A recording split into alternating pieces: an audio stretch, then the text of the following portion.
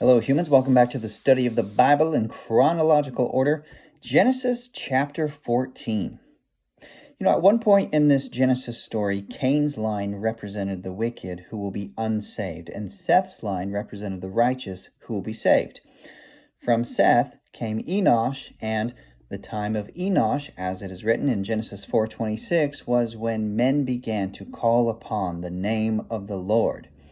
However, the genealogy of Genesis 5:9-31 informs us that 1,416 years passed since the birth of Enosh until the righteous Lamech died. It was at that time, as it is written in Genesis 6:5, that the Lord saw that the wickedness of man was great on earth, that every intent of the thoughts of his heart was only evil continually. Therefore, in less than 1,400 years, even Seth's righteous line gradually declined, decayed, and it deviated and developed into wickedness. And then 1,421 years after the birth of Enosh, when Noah was 600 years of age, God sent the flood, Genesis 7:6. And God sent the flood as a judgment against the wicked. Now, after the water receded and Noah went out from the ark onto dry land, Noah became the new, or the second Adam, Genesis 9:1. Now, at first, chapters 9 through 10 make it seem as if Ham's line would be the wicked line, just as Cain's line had been the wicked line, and Shem's line would be the righteous line, just as Seth's line had been the righteous line, which is true because Jesus comes from the line of Shem. However, God knows it's only a matter of time before the humans will slide down Satan's slippery slope and gradually decline into wickedness once again. We are informed in Genesis 10:25 that Peleg's name, which means division, had been given to him, for in his days the earth was divided. While we are informed in Genesis 11:1-9 that the earth was divided at the Tower of Babel. And so then the genealogy of Genesis 11:16 informs us that Peleg was born 101 years after the flood. Therefore, in less than a century after the flood, Satan attempted to prematurely form a wicked one-world governing body, hoping that God would see their wickedness and decide to destroy them again, but to destroy them permanently. However, God chose instead to destroy Satan's plan and only scatter the humans. And then we see in Genesis 11:26 that Abram was born 292 years after the flood, about 190, 210 years after the event of the Tower of Babel. So it's about 2 centuries after the Tower of Babel, and then Abram was born. And finally, we see in Genesis 12:4 that God called Abram at age 75, which was 367 years after the flood. It's about 265, 285 years after the event of the Tower of Babel. Now, in Genesis 13, verses 10-13, Abram and Lot separated and they went their own ways, and Lot settled near Sodom. Well, in Genesis 14:1-2, it describes how war broke out between 9 different kings, 4 kings against 5 kings. Why so many kings? Well, this passage highlights the consequence from the proclamation of Genesis 11:4 that we saw, when the people of Babylonia said, "Let us make for ourselves a name." The humans' prideful desire to make a name for themselves is what led to multiple people declaring themselves to be kings and then choosing the path of violence to force others to call them kings. Because God prevented the people from uniting together to form a wicked one-world governing body at the Tower of Babel, Satan then changed his war tactics. Now, at this point in our chronological story, he is now attempting to use the division God initiated in order to turn everyone against each other. It's as if Satan said, if God won't destroy them and I'm not permitted to destroy them, perhaps I can convince them to destroy themselves. It is written in Genesis 14:12 that because Lot lived in Sodom now, he ended up getting captured by one of the wicked groups fighting in the War of the Kings. However, one of Lot's men managed to escape, run, tell Abram the news, and it says in Genesis 14, verses 15 to 16, that Abram attacked them and recovered all that had been taken, including Lot and all the other captives. But how did Abram do that? Well, 2 verses earlier, Genesis 14, verses 13 to 14 informs us that Abram not only had 318 trained men who had been born into his household, but he also had allies. 9 kings fought over who was the true and the most powerful king, and yet Abram ended up defeating them even though he did not even declare himself to be a king. How? Because the King of Kings, the Lord of Lords, had conquered all the other so-called kings on behalf of Abram. And then after Abram returned from his victory, it is written in Genesis 14, verses 17 to 24, that both the king of Sodom and the king of Salem came out to meet Abram. There it is, the 2 paths. So Melchizedek of Salem, he blessed Abram, and in return, Abram gave to him 1/10 of everything. But who is Melchizedek? He was the king of Salem, and he was a priest of God Most High, in Hebrew, El Elyon.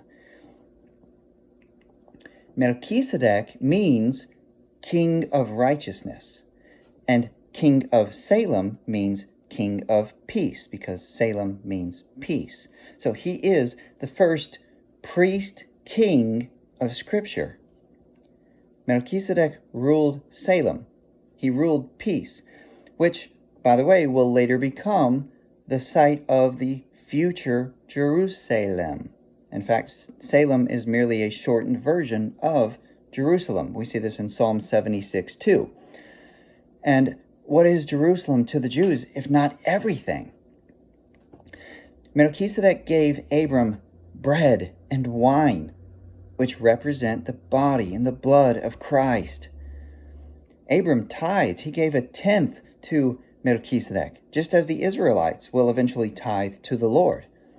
And as we will later see in our chronological journey, Melchizedek makes a brief appearance in Psalm 110, verse 4, where the idealized Davidic king is also identified as having priestly credentials in the order of Melchizedek.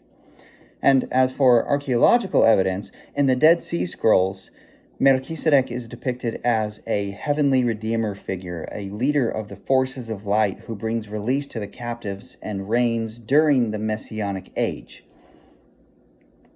And finally, in the book of Hebrews, chapters 5 through 7, makes it absolutely clear that Melchizedek is a type of Christ, foreshadowing the future priest, king of righteousness and peace. But I'll expound upon that when we discuss the book of Hebrews in our chronological journey. Abram received the blessing from Melchizedek, and he even gave 1/10 to him.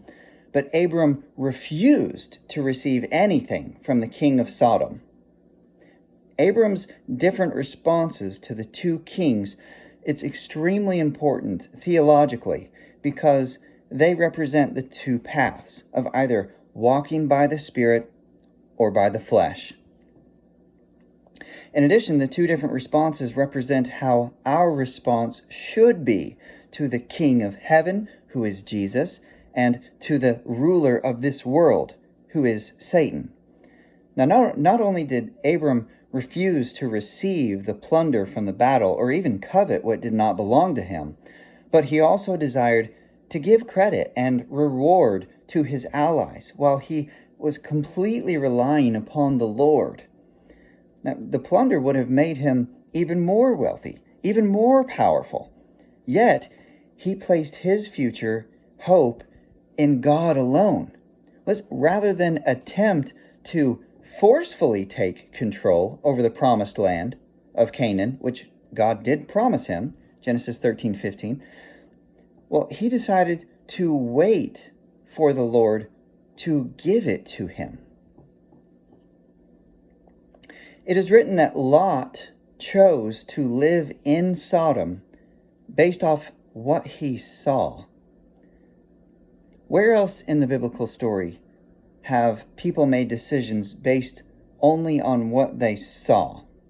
Can you think of any incidents? Well, what about you? How many decisions have you made based only on what you saw? How did those decisions turn out?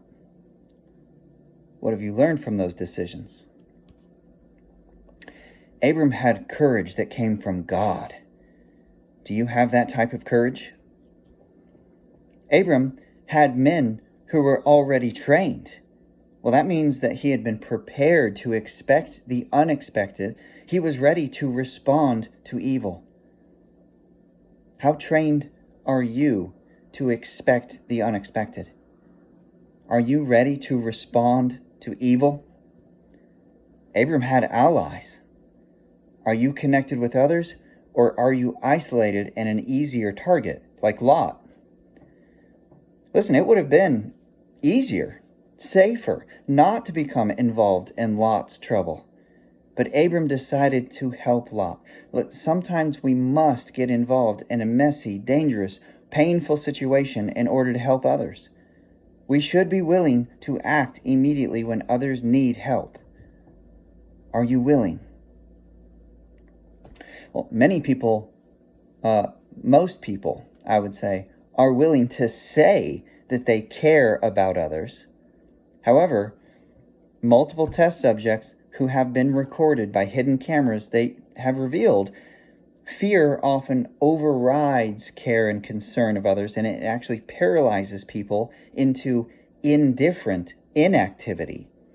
Many amateur YouTubers, television shows, such as ABC's What Would You Do?, reveal that when a situation is hostile, most people, even the people who say that they're willing to help, choose not to get involved in order to keep themselves safe. Now, a main reason behind the decision to hide in safety rather than getting involved is the fact that people don't know how to respond because they never prepared themselves for the possibility of the problem. But what about you? Would you freeze in fear? Or would you respond in righteousness with a relentless rescue operation? Have you trained yourself how to respond to evil situations? Bullying? What would you do if you saw somebody getting bullied? What if you saw someone attempting to rape someone? What would you do? What if you saw someone stealing something or vandalizing something? What would you do? This story reveals that only those who respond in righteousness are rewarded with the blessing from the priest king. And finally, we need to understand that Lot's capture and Lot's rescue, this is the picture of our salvation. We were prisoners of sin. We were held in bondage by the enemy. And yet Jesus, he was already prepared and he cared to act on our behalf. Jesus pursued and rescued us.